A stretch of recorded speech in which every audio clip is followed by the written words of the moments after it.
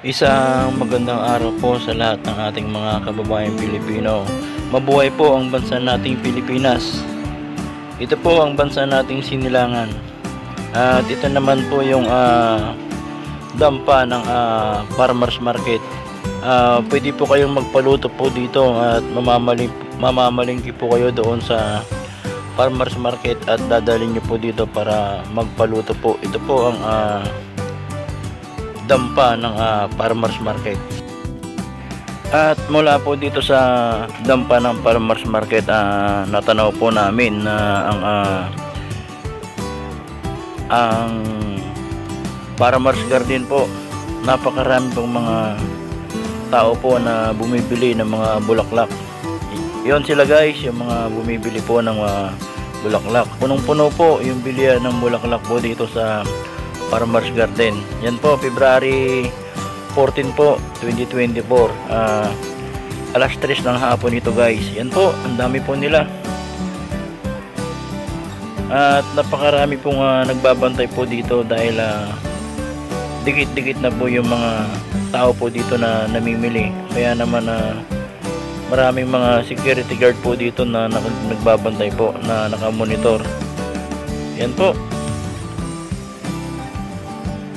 At maya-maya po lalapitan po natin at titignan din po natin yung mga taong namimili at yung mga bulaklak po dito. Yan guys, yung mga security guard po na patuloy na inaayos yung trapiko dito. At ito na nga po guys, yung mga bulaklak po dito. Yan, yung 1.5 nila naging 1.2 na lang po. Yan, at yung pinaka mababa po nilang presyo dito 500. Ganito po kaganda yung mga bulaklak po dito guys. Yan po, February 14, 2024. Araw ng mga puso po ito guys. Yan, talagang napakarami nila dito. At napakarami ring bulaklak na paninda po dito sa farmers garden ng Araneta Center, Cubao. Yan guys, grabe, dami.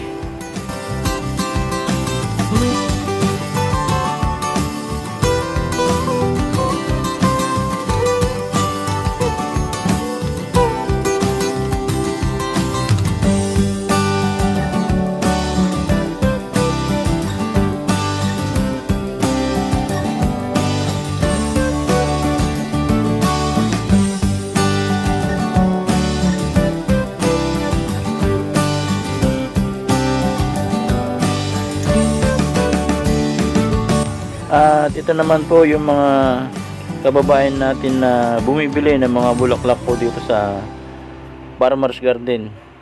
Napakarami po nila guys, halos hindi mo po mamadaanan yung gitna nito. Yan, kaya dikit-dikit po yung mga tao po dito, lalong lalo na po sa may gitna po. Napakarami. Yung iba po dito tumatawad po. Yan, napakarami po. May mga pulis din po dito na umiikot sa loob. Sa sobrang dami po, hindi na po natin pwedeng mapuntahan yung loob dahil siksikan po yung mga tao doon na bumibili ng mga bulaklak po para sa kanilang loved one. Yan guys, napakarami. Kaya hanggang dito lang po tayo nakatayo at hindi natin talaga pwedeng lapitan. Wala na pong space sa gitna.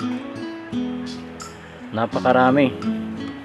At ito po yung mga bulaklak na sobrang nagagandahan po. Yan po, mga sunflower, mga rose, at kung anong mga bulaklak pa yung mga nandito. Pero ang pinakamaganda dito yung rose o kaya yung sunflower po.